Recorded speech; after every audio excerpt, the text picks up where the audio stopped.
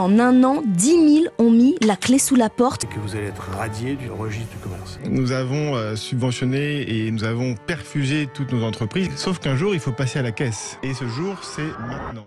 2022 est la pire année depuis 2008 pour l'entrepreneuriat français, avec une hausse de plus de 40% du nombre de faillites d'entreprises. Sur l'année, on parle de plus de 40 000 défaillances partout dans l'Hexagone. Et on commence tout doucement à se rapprocher des plus hauts niveaux de la crise de 2008, où on avait plus de 64 000 entreprises qui avaient mis la clé sous la porte. Dans cette vidéo, je vais vous expliquer en détail comment est-ce qu'on a fait pour en arriver là et quel est le risque systémique qui nous attend dans les prochains mois. La crise du Covid-19 a été une véritable maladie économique pour l'État français. Et il est probable que cette maladie soit chronique et qu'elle continue de nous causer énormément de problèmes encore aujourd'hui. Parce que même si les marchés financiers se sont littéralement effondrés en mars 2022, la plupart des entreprises, les TPE, les PME, les restaurants, les artisans ont tenu le choc, notamment grâce aux nombreuses aides mises en place par l'État français. On parle d'exonération des charges sociales, des suspensions de crédit ou encore la mise en place du chômage partiel. Donc que ce soit l'État français ou les entreprises, on a accumulé gentiment de plus en plus de dettes. D'ailleurs, aujourd'hui, le montant de la dette de l'État français s'élève à plus de 3 000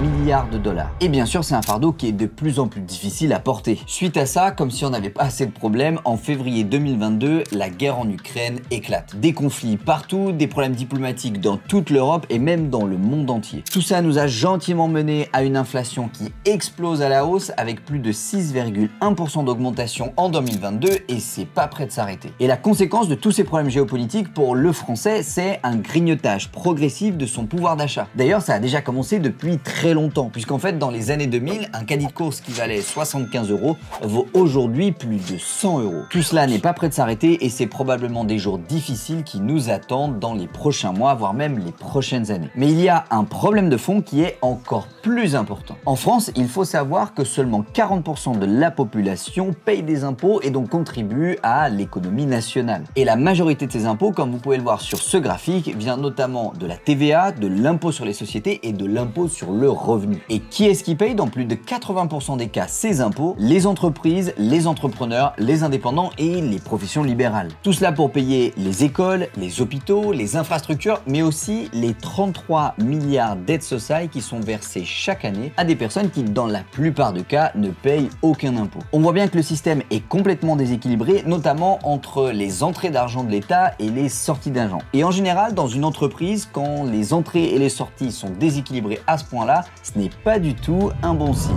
Car si les entreprises françaises et les indépendants mettent la clé sous la porte, font faillite, qui est-ce qui va payer tout ça? C'est une question qu'il est nécessaire de se poser et en tout cas, en tant qu'investisseur, dans la période dans laquelle on se trouve, il est préférable d'aller investir sur des valeurs refuges. On parlera par exemple de l'immobilier, de l'or ou encore des matières premières. Et d'ailleurs, si ce type de vidéo vous a plu, n'hésitez pas à aller checker cette vidéo que j'ai mis en ligne il y a quelques jours et qui parle du gros problème bancaire dans lequel nous sommes enlisés en ce moment. N'hésitez pas à mettre dans les commentaires ce que vous pensez de la situation, qu'est-ce que vous pensez de ce qui va se passer en France dans le futur et je vous referai des vidéos comme celle-ci dans les prochaines semaines. J'espère en tout cas qu'elle vous a plu, c'était Tim, ciao!